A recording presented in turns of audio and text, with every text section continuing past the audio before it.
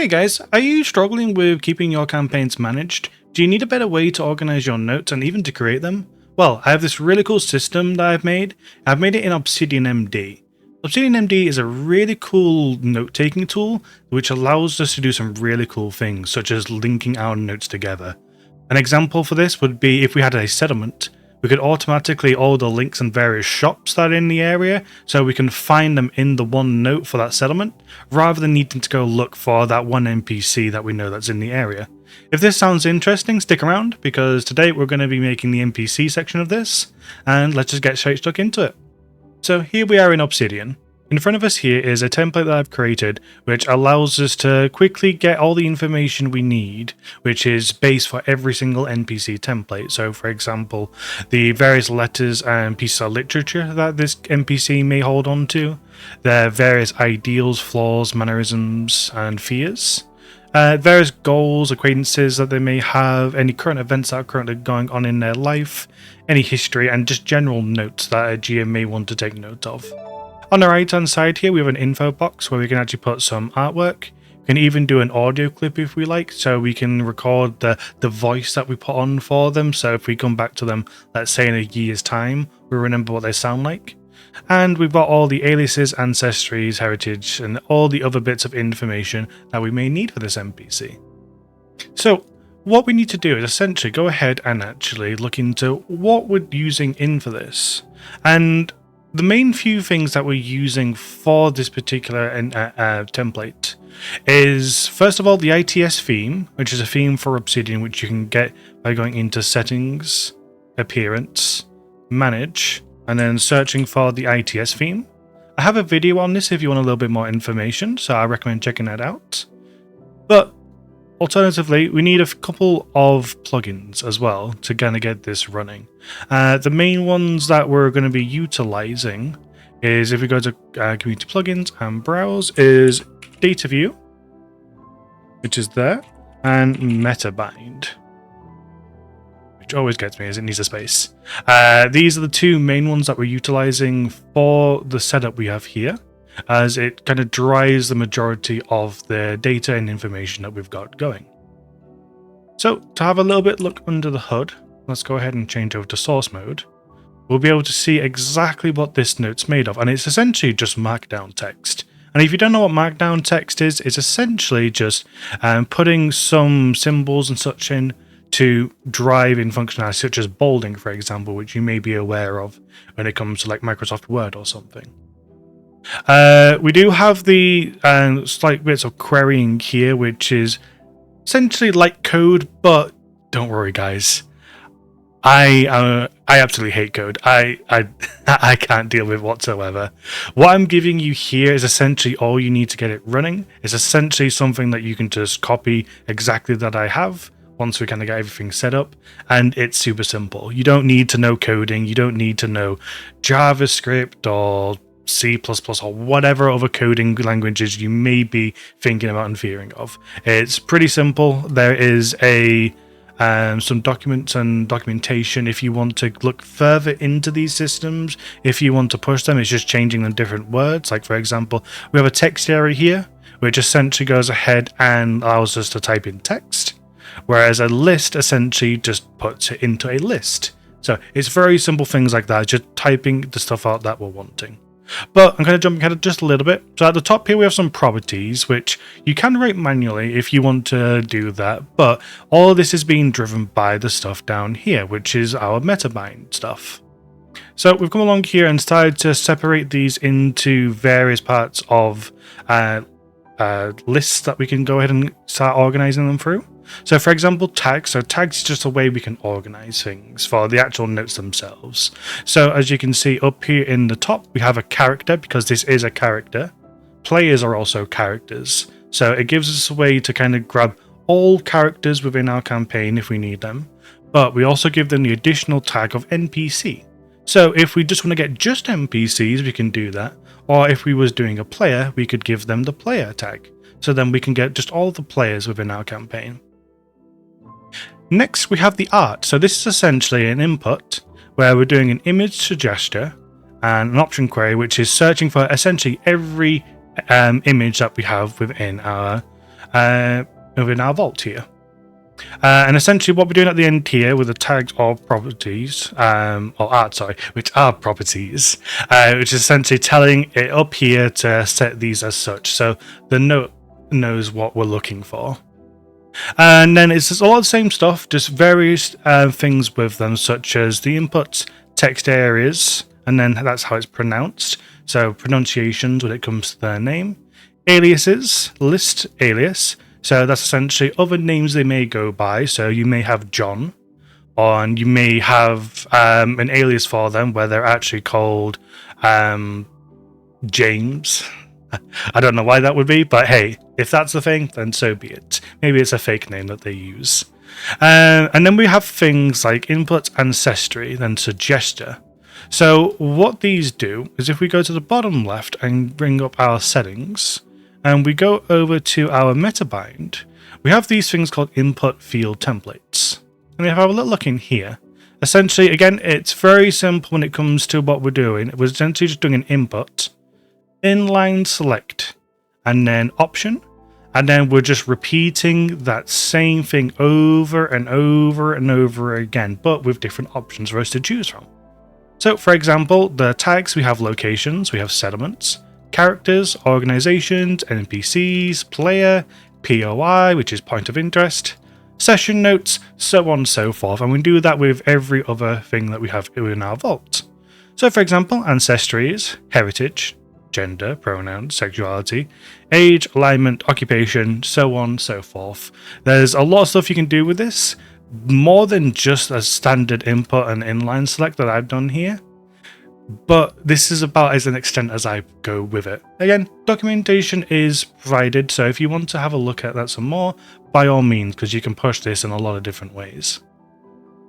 But as I said, this is kind of all that is needed to know to run the information that we all have here. And then underneath that, the only thing that we really have is the info box, which allows us to essentially pull that art that we've got, and then we're using all these view fields. Now, the view fields are essentially just grabbing those properties we said earlier. So, for example, that alias up here, we set the alias as well. Just grabs that and then lets us display it. Same with all the other ones here. The only differences you get is when you're coming to things like your current location. So this is what I was talking about when it allows us to link our notes together. So let's say if we was to set this NPC that we're creating to a place called Caldera, then what would happen is we could link that, and then once we make it, we can click on it and it'll take us straight to the Caldera note. And don't worry, I'll be showing that in just a moment. And then the last little thing that we have is data views. And again, this is for the most part a copy and paste for most things that you want to do here. So for example, you'll see both letters and literatures look almost exactly the same. And that's because they almost are. Because essentially we're grabbing all the same things. We want to get the name, alias, and just the notes that we're going for them. We're searching from the campaign folder. So if I was to look up here, you can see that is along here, the campaign folder, as that's where all the notes for our campaign are. And then we're looking for some set conditions. So where E contains, so that's where exactly contains a property like we were setting up above, and we say this file link. And what this file link is doing is essentially saying if this note is being set as the holder, then it probably wants to be shown up on this list. And also when it contains a tag literature. So if it is set to holder, okay, I want it on there, but make sure that the tag is also literature so we can chuck it on that list as well. So that's a nice way for us to be able to put things in. And then ideals, flaws, fears, mannerisms, all the same thing. So, looks like a lot, but it's actually, once you understand just the first bit of it, everything else follows. And this goes from almost every other template of mine that I'll be showing you guys. It's all exactly the same. It's just changing some slight words or the property names for us to be able to do that. But less talking, and let me actually show you how we make it. So in the vault, I have along the side ways that we can create things. One way we can do it is with a keybind. So for example, I've set mine to Control and plus, which allows me to use a plugin which is called Quick Add. Now, Quick Add is essentially just a way for us to very quickly add things, such as templates. With that, I can go over to my characters and along their NPC. And the way I've done that, and I do have an entire video on this if you do want to check it out, so I'll have that on the screen now as well. But if I come down to Quick Add, that's essentially what all of this is. And essentially, we just make a new choice, which is a template after we've named it. And then once we have one, and I'll open the NPC one so you can see it, we're essentially setting the template NPC. We're setting the file name, which is value. So once we select it under settings in just a moment, it'll prompt us to give it a name. So we can give it a name as we're making it. And then again, campaign folder, but this time we're putting it in the NPC section so we can keep that all organized. And then beyond that, it's just telling it to open the created file once we've made it, and we put our focus on there. So it means we can start typing in there straight away. And it's pretty simple, nothing too crazy going on there.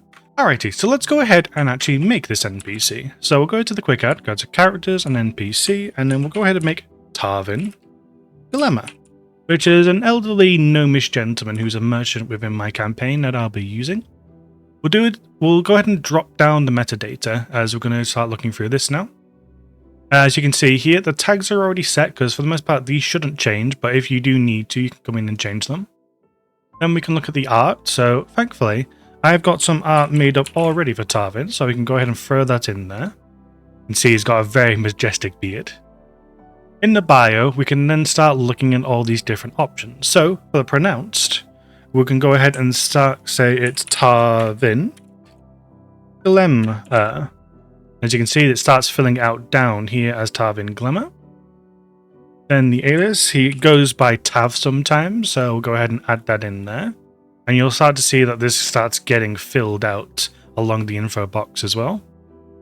The ancestry, we picked this down, so I've got this in my personal vault here where I've got all the various Pathfinder ancestries and the heritage as well. So I know that they are going to be a gnome. And I also note that they are going to be a wellspring gnome for their heritage.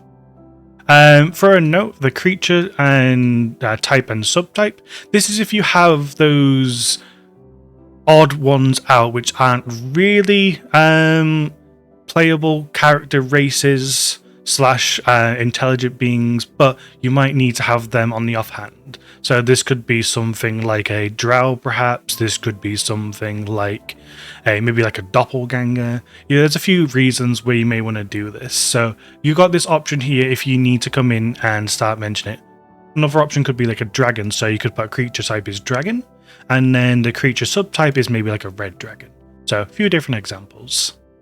So for this one, I know that the gender for him is male, and the pronouns is he, him.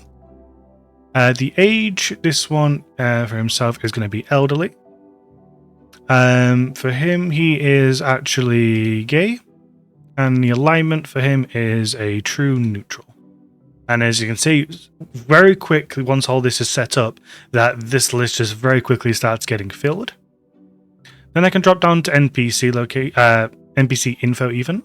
I have common already set because for the most part, most people know common. If I need to, I can remove that, but I have that set just for ease more than anything else. But just for now, I'm just going to put gnomish in here because he's a gnome. More than likely knows gnomish. For right now, I'm just going to put one of each in these. So we'll put curiosity. I could spell curiosity. For a 4, we'll say he's greedy, so we'll say greed.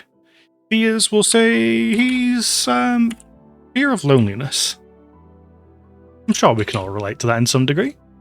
And mannerisms, let's say he has a nervous chuckle. So, very quickly, we've already started to expand this character and given him a personality and some ways to kind of expand his character. From there, we have occupation, so what this person actually does. And at the very top of the list here, we have merchant. So this person is a merchant, so that is their occupation. Organization, so these are various groups within my campaign that someone may be a part of. So what we'll go ahead and do, we'll do the Dinas Merchants Guild. And because I've linked that, you'll see that this highlights blue because it's starting to link. And these are the ones I was mentioning about. If we go ahead and do a hover over this, you can see we can either very quickly go ahead and pull up the information for the Merchants Guild. This is due to the Hover Editor plugin, which I highly recommend. It's very handy sometimes. Or I can middle click on it and it's going to go ahead and open that page up as well. So very quickly I can get access to this. And if I looked at the characters, you can see I've got a bunch of people in here, but you can see Tarvin Glamour down here. So already automatically throwing it in lists for us to be able to access. If we come back though, religions, they do follow the clergy of the Hearth Mother as their religion. Own location, I know that they have the Enigma Emporium. That is the shop that they own. And then their current location. So their current location is actually within Colberdon. And just for the sake of it, because we can put multiple locations. So we'll also put in the Enigma Emporium, because for the most part he can be found in his shop, which is in Colberdon. So it goes on multiple lists. And for now he is healthy, but I'll show you a cool thing with this as well. And then lastly we have party info. So with this we can say if they're even traveling with a party. So that's how something like this is managed, where I have my party overview. And if I was to come over to Tarvin and say he's actually traveling with the Motley Few, which is actually one of my parties, you'll see he automatically gets added to that list. So I have access to him very quickly if I need to. I can go ahead and remove that.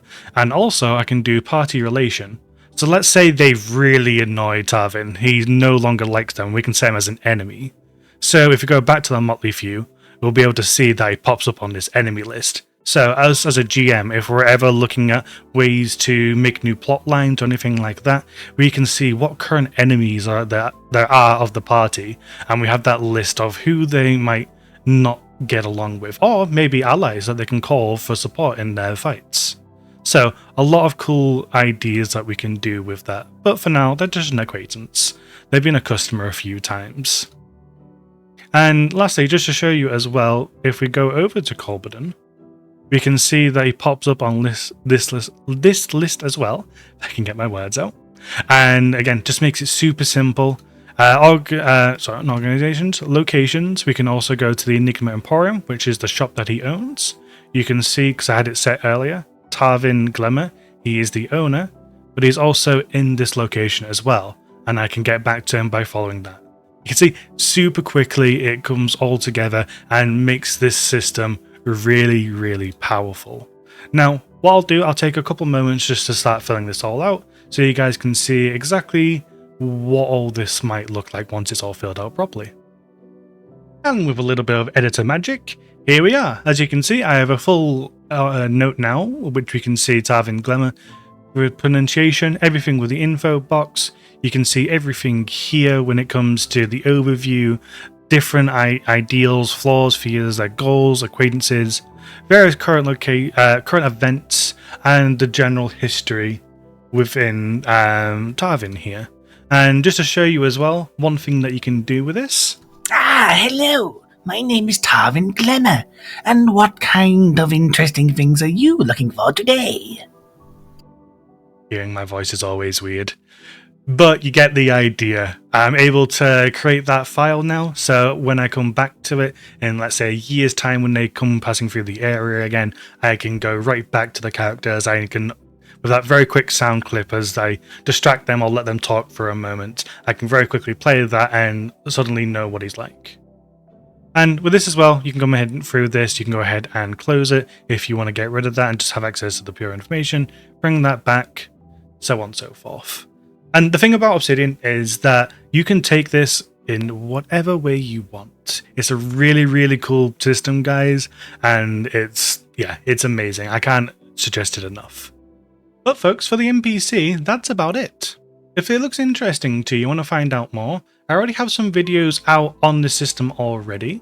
So feel free to check out for the 2024 template vault, which I'll have up on a card now. But if you want to get your hands on this straight away, highly recommend checking out my Ko-fi page, as that's where you can actually get access. I'll have the link down in the description below. But if you come over to my page, you can go over to my memberships, and sign up for the membership of the tier 2, where you can get access to my template vault. Or you can go for the tier 3 and above and even get your hands on my personal vault, so you can kind of see how I do things and just the various ways I go about my Obsidian vote personally compared to what I give you guys, because I do a few different variations just for my own sake more than anything else. But overall, guys, I highly appreciate it, and hopefully if you guys start looking into this, I wish you the best of luck, because the Obsidian is amazing. I honestly can't recommend it enough, because it's an amazing tool which takes the stress off us as GMs for trying to make our notes look nice, and just gives us the creative freedom just to start making the notes rather than worrying about it. So hopefully I'll see you guys around, and hope you enjoyed. Bye for now.